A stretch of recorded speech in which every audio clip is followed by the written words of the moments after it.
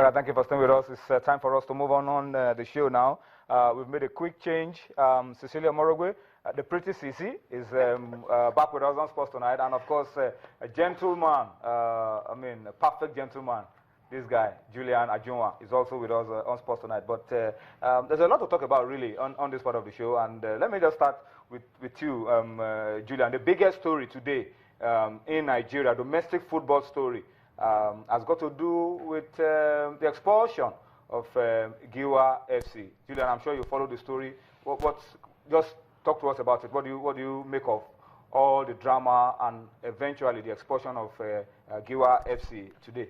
Well, it was something we were expecting, especially after they missed the 2 home games, March the 14 against Wiki Tourist, March the 16 against Aqua United. The next match they missed was against Aimba on March the 18, and the rule, according to Article 13.28, says that if you miss 3 cumulative games without giving any tenable excuse to the LMC, then you'll be expelled. For unacceptable reasons. For unacceptable reasons and more punishment. The LMC says they'll pay 10 million naira for the game against Aimba. They'll pay 250,000 naira for the hiring of the stadium. That's in Ilorin. And also all the teams that played against them, their away games, they'll be refunded back their money. And the part I like the most is the fact that that's Article 13.66.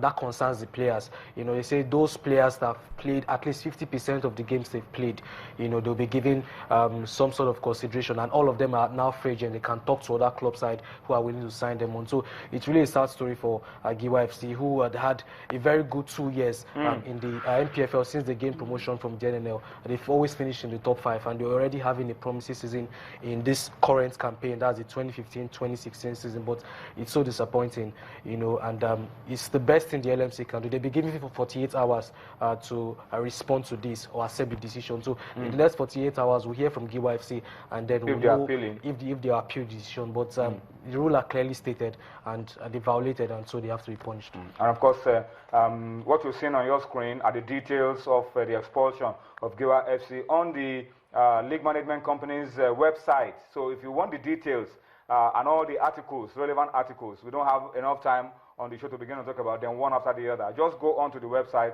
of the League Management Company and read up all the details. You can see that towards the end of what you see on your screen, the official correspondence that was between the League Management Company and Giwa FC leading up to today's expulsion of Giwa and the cancellation of their games in the league. So you can go on and read all of that as well. But let's talk about the issue, Julian.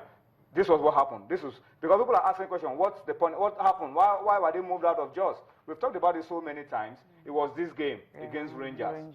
2 times, about 3 times, the referee stopped the game because rocks were being hauled at the assistant referees and the players of Rangers. They stopped the game about 3 times, and then the referees just couldn't continue that game.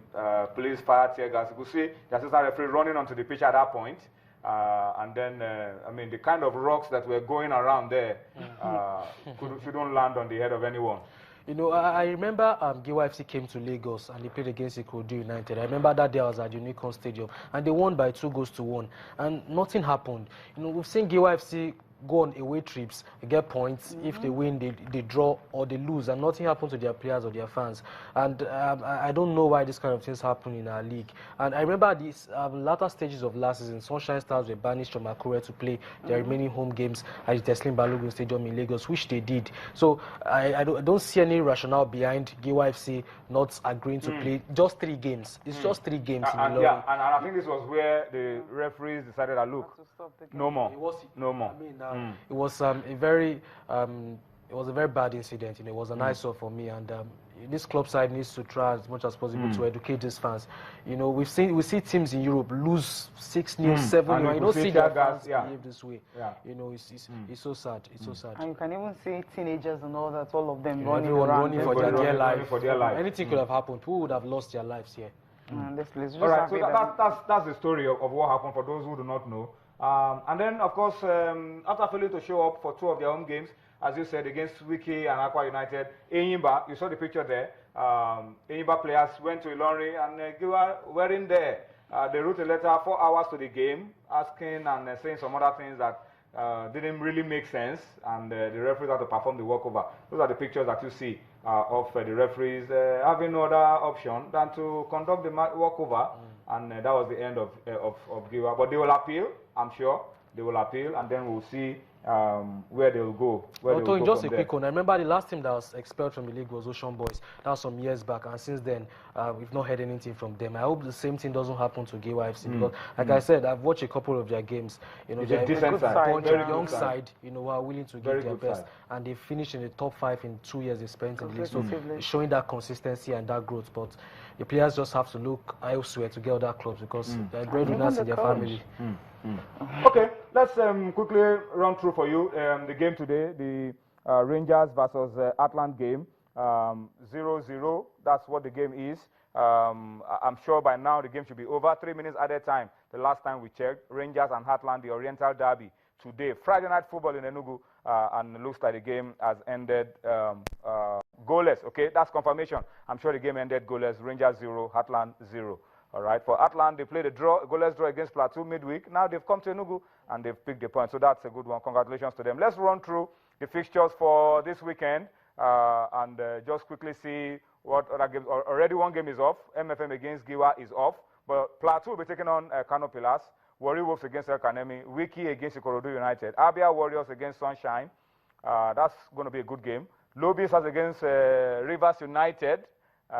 As well, some of the fixtures that you can look forward to seeing this weekend in the Nigeria Professional Football League. You have Aqua United against 3SC, Enyimba against Nasarawa United, and then Ifeanyi Uba FC against Tornadoes of Mina. Those are the fixtures for you of March day 19 of the Nigeria Professional Football League. All right?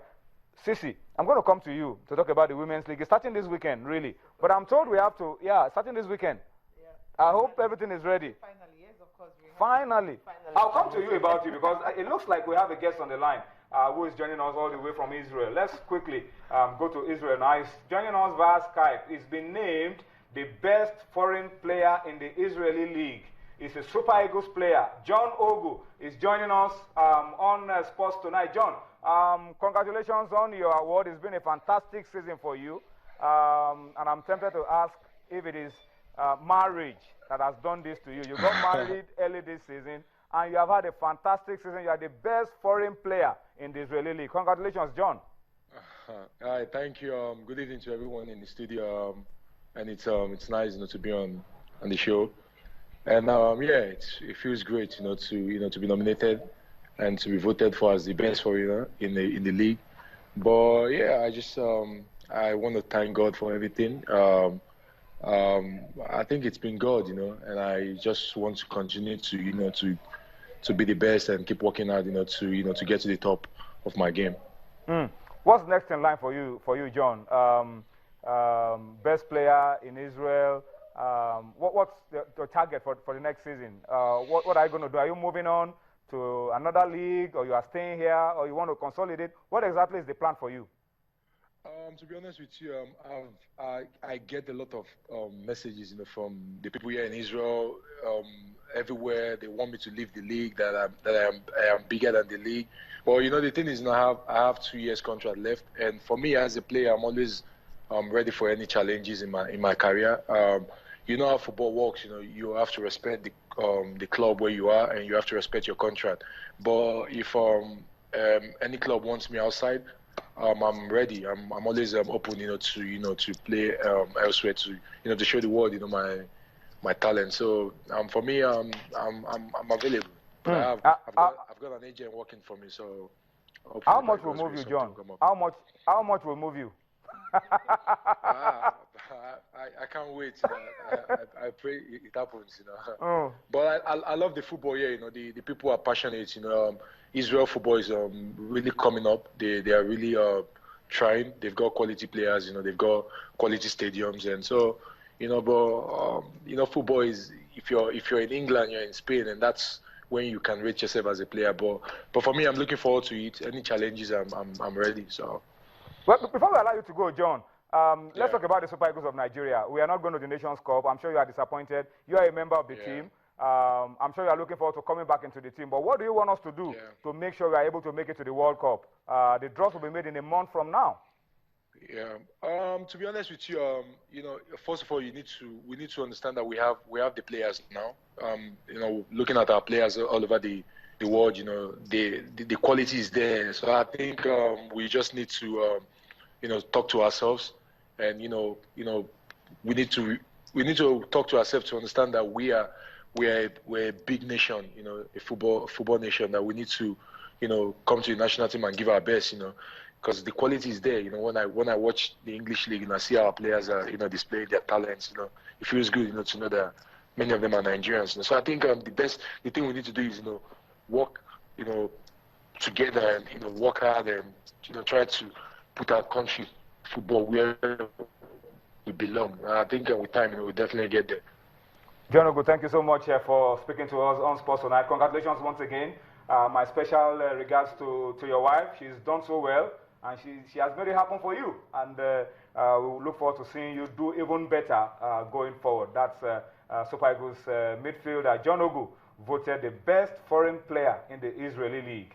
Nigeria has won this before in the past, Vincent Enyama, and he was able to move to a bigger league. And I'm sure if John continues this way, it's a matter of time before he finds his way to some of the bigger leagues in Europe. Sissy, before we go on this break, Women League starts. Let's take a look at the fixtures very quickly. Yeah, I hope the games are going to be concluded this season. And, yeah, I think so, because, you know, Nigerian Football Federation have actually set up a selection committee and all that. That will, you know, they are going to have a committee that will be in charge. Of course, so we just can't wait for that. With that in plan, definitely they'll have a whole lot to do. Now, there you have Group A fixtures for this weekend. Ocean Babes and Pelican Stars will be in action. Turquoise Queens and Edo Queens will also be in action. That game will be played on Sunday. The other games will be played on Saturday. Nassau Amazons and Abia Angels, of course, Bayelsa Queens and COD United Ladies will also be in action. Then in Group B, you have some other fixtures coming up too. FC Robo and Delta Queens will be in action. Sunshine Queens and Confluence Queens, Taraba Queens, and of course Capital City Dove will also be in action. Then Martin White Doves and Rivers Angels, that one will also be on a Sunday. So every other game is going to be tomorrow. So we've been waiting for it. I mean, it took so long. Finally, it's starting this weekend, so everybody just can't wait. And with this one, you know that, yes, you know, when the ladies start preparations for the Women's Championship, AFCON Women's Championship later in the year, you definitely have players to quickly, you know, call up to another. You know, under 20 is also this year, under 17 and everything. So many championships and all that. So when the league is ongoing, so it's easier for you to actually pick players to just come in and come to camp and play a good game and get the job done. So that's the way it is. It's starting this weekend, so we're waiting for a long time, so we can't wait. All right, congratulations. Well, apart from the Women's League, some big cup games will be played this weekend as well. Let me just quickly run through for you of some of the big club games in England. Of course, Manchester United against Crystal Palace FA Cup final.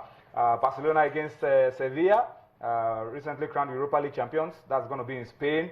And then, of course, in Germany, Bayern Munich against Borussia Dortmund, regular final again. These two teams, I mean, they know themselves at the back of their hands. And then in Italy, Juventus against AC Milan as well. And then in France, Paris Saint-Germain, Olympique Marseille. These are some of the finals, cup finals that you'll be seeing in Europe this weekend. Well, it's time for us to move on to the next part of Sports Tonight. We'll go on a break now. When we return, we'll be discussing Copa America Centenary on Sports Tonight. Join us again.